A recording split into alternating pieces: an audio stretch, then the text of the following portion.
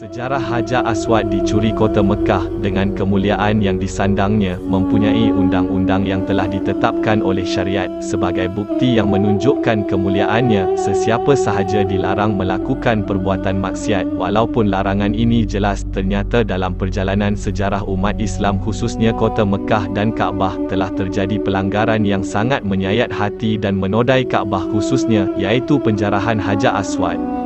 Hajar Aswad adalah batu yang paling berharga. Dia dari jannah. Nabi SAW bersabda, Hajar Aswad turun dari syurga dalam keadaan lebih putih daripada susu. Kemudian dosa-dosa anak Adamlah yang menjadikannya hitam. Hadis sahih diriwayatkan di Tirmizi, dibenarkan oleh Al-Albani. Lihat Sahih Sunan At-Tirmizi nombor 877. Mengenai keutamaan lainnya, beliau SAW bersabda, sesungguhnya batu ini mempunyai lidah dan dua bibir akan menjadi saksi bagi orang yang menyentuhnya pada hari kiamat dengan cara yang soleh. Diriwayatkan oleh Al-Hakim dan Ibni Hibban dan disyahihkan oleh Al-Albani. Lihat Syahihul Jami nombor 2184. Dari Ibnu Umar, aku mendengar Rasulullah SAW bersabda, sesungguhnya menyapu keduanya, Hajar Aswad dan Rukun Yamani, akan menghapus dosa. Hadis sahih riwayat Nasa'i, dibenarkan oleh Al-Albani. Lihat Sahih Sunan An-Nasa'i nombor 2919.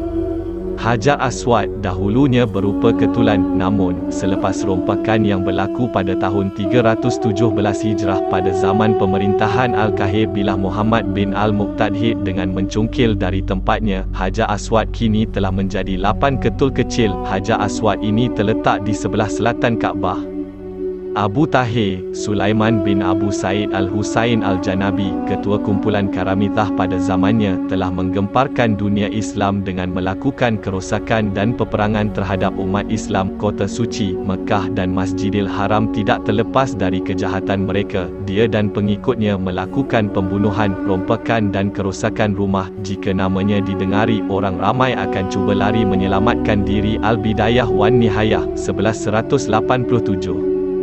Alkisahnya, pada musim haji tahun 317 Hijrah, rombongan haji dari Iraq yang diketuai oleh Mansur Ad-Dailami telah berlepas ke Mekah dan selamat tiba. Namun, tiba-tiba pada hari Tarwiyah 8 Zulhijjah, Karamitah, salah satu mazhab Syiah Ismailiyah, merusuh di Tanah Haram. Mereka merompak harta jemaah haji dan menghalalkan memerangi mereka. Ramai jemaah yang menjadi mangsa, walaupun mereka berdekatan dengan Kaabah. Sementara itu, ketua kaum Karamitah iaitu Abu Tahir, mudah-mudahan mendapat balasan yang setimpal dari Allah, berdiri di muka pintu Kaabah bersama pengiring sambil memerhatikan pedang pengikutnya bermaharajalela sehingga mematikan nyawa manusia. Dia dengan angkuh berkata, akulah Tuhan, saya bersama Tuhan, akulah yang menciptakan makhluk, dan saya akan membinasakan mereka. Orang ramai berlari untuk keselamatan. Ada yang berpegang pada kelambu Kaabah, namun mereka tetap menjadi mangsa pedang Syiah Karamitah menetap mereka. Begitu juga orang-orang yang melakukan tawaf tidak terlepas daripada pedangnya, termasuk sebahagian ahli hadis. Selepas menyelesaikan jenayahnya yang tidak terkira banyaknya terhadap jemaah haji, Abu Tahir mengarahkan tentera untuk mengebumikan mayat mangsa keganasannya ke dalam perigi Zam-Zam. Sebahagian lagi dikebumikan di Tanah Haram dan di lokasi Masjidil Haram. Kubah telaga Zam-Zam dihancurkan. Beliau juga memerintahkan supaya pintu Kaabah ditanggalkan dan kiswah ditanggalkan.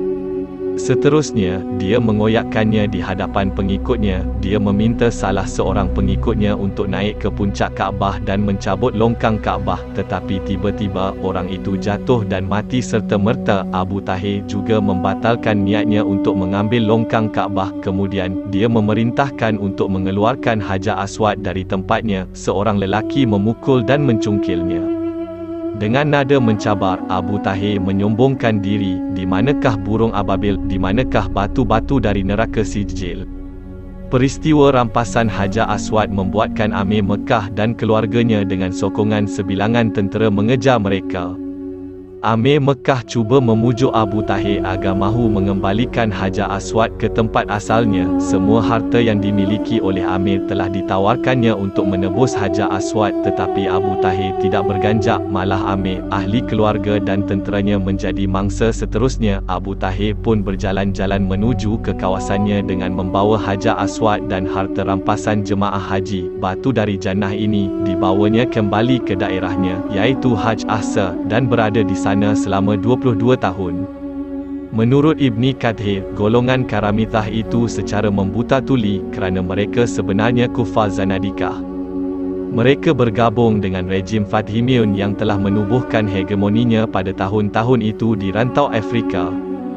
Pemimpin mereka bergelar Al-Mahdi, iaitu Abu Muhammad Ubaidillah bin Maimun Al-Qadah. Sebelum ini dia adalah seorang Yahudi dengan profesion sebagai tukang emas, kemudian mengaku telah masuk Islam dan mengaku dari syarif keturunan Nabi Muhammad. Ramai orang dari suku Barbar mempercayainya sehingga akhirnya beliau boleh memegang kuasa sebagai ketua negara di rantau ini. Orang-orang Karamithah mempunyai hubungan baik dengannya. Mereka Karamithah akhirnya menjadi semakin berkuasa dan terkenal. Tindakan Abu Tahir Al-Qurmudhi, orang yang memerintahkan penjarahan Hajar Aswad oleh Ibni Kathir, berkata, dia telah melakukan ilhad kufur di Masjidil Haram yang tidak pernah dilakukan oleh sesiapa pun sebelum dan sesudahnya. Al-Bidayah wan Nihayah 1191. Ibni Kathir menceritakan peristiwa ini.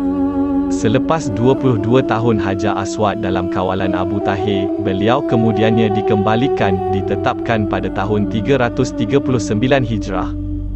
Ketika menyingkap peristiwa 339 Hijrah, Ibnu Katsir menyebutnya tahun keberkatan kerana pada bulan Zulhijjah tahun itu Hajar Aswad dikembalikan ke tempat asalnya. Peristiwa kepulangan Hajar Aswad amat memberangsangkan bagi seluruh umat Islam. Sebabnya, pelbagai usaha untuk memulihkannya telah dilakukan. Amir Bajkam di Turki pernah menawarkan 50,000 dinar sebagai tebusan untuk Hajar Aswad, namun tawaran ini tidak mencairkan hati Abu Tahir, ketua Karamithah ketika itu. Para Karamithah berhujah, kami mengambil batu ini dengan perintah dan akan mengembalikannya mengikut perintah orang yang berkenaan. Pada tahun 339 Hijrah, sebelum kembali ke Mekah, Karamithah membawa Hajar Aswad ke Kufah dan menggantungnya pada 7 tiang masjid Kufah supaya orang ramai nampak. Kemudian, saudara Abu Tahir menulis surat, kami biasa mengambilnya dengan perintah dan kini kami kembalikan dengan perintah juga agar pelaksanaan ibadah haji umat menjadi lancar. Akhirnya, Hajar Aswad dihantar ke Mekah dengan menaiki tunggangan tanpa sebarang halangan dan tiba di Mekah pada bulan Zulkadah tahun 339 Hijrah. Al-Bidayah wan Nihayah 1165. Ada yang meriwayatkan bahawa semasa menjarah Hajar Aswad, kaum Karamithah terpaksa membawa Hajar Aswad pada beberapa ekor unta. Bonggol unta terluka dan mengeluarkan nanah. Walau bagaimanapun, apabila dikembalikan ia hanya memerlukan satu perjalanan, tanpa perkara pelik berlaku dalam perjalanan. Sumber, Sahih Bukhari, Sahih Muslim.